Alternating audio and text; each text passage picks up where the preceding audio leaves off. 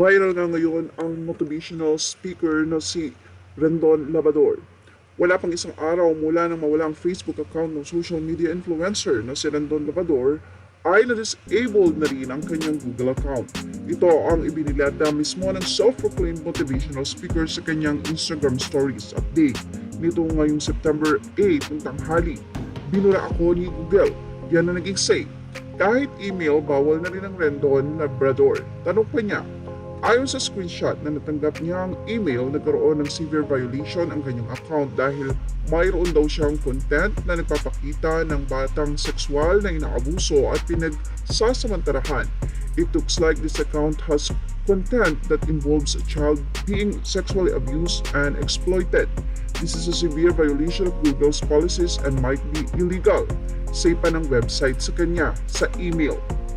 Mariin naman niyang itinanggi ni Rendon at sinabi sa caption, saan kaya ito? Hindi nga ako nag-upload sa YT ng video matagal ng panahon or kung saang Google man yan. May nag-complain pa rin, baka nagkakamali kayo ng report.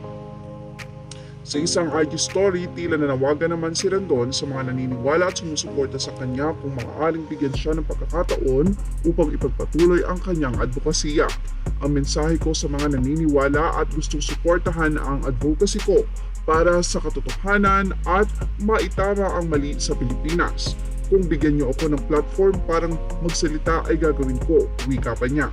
Dagdag pa niya, hindi ko siguro kung makakapag-video po ako sa YT dahil sa sitwasyon. Hindi ko alam ang propagandang ito para mapigilan nila ako. Ito na lang ang working email ko as of the moment. Dito ninyo ako kausapin, rendonlabrador@yahoo.com. Pagbabahagi pa niya. Takang-taka rin ngayon si Rendon dahil umabot daw sa mahigit 30 million ang nagre-report sa kanya sa social media. Aniya, saan galing ang yung 30 million na yan? Bakit ngayon lang kayo naglalabasan? Hindi na tama yan. Hindi na reasonable ang mga dahilan ng mga pagre-report ninyo. Pati email ban na ako. Mensahe pa niya.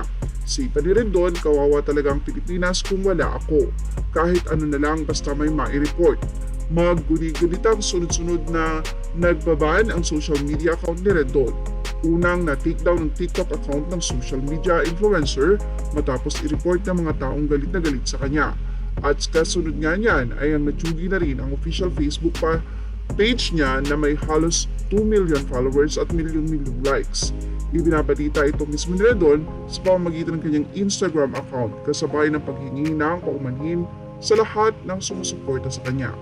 Napag-iinita ng mga netizen ng self-proclaimed motivational speaker dahil sa mga prangka at mga anghang nitong mga comments sa mga local celebrities at political leaders ng bansa.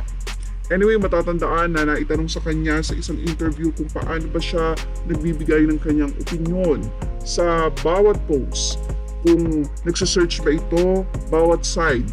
Pero sinabi niya na tila hindi siya nagsasearch about doon. So ibig sabihin, maisipan niya lang ay maisipan niya. But anyway, sana ibigyan din ng pagkakataon si motivational speaker Rendon at hindi lahat ng bagay sa paningin natin ay tama. Dapat ay tumanggap din tayo ng pagkakamali. Yan natin Showbiz Now update.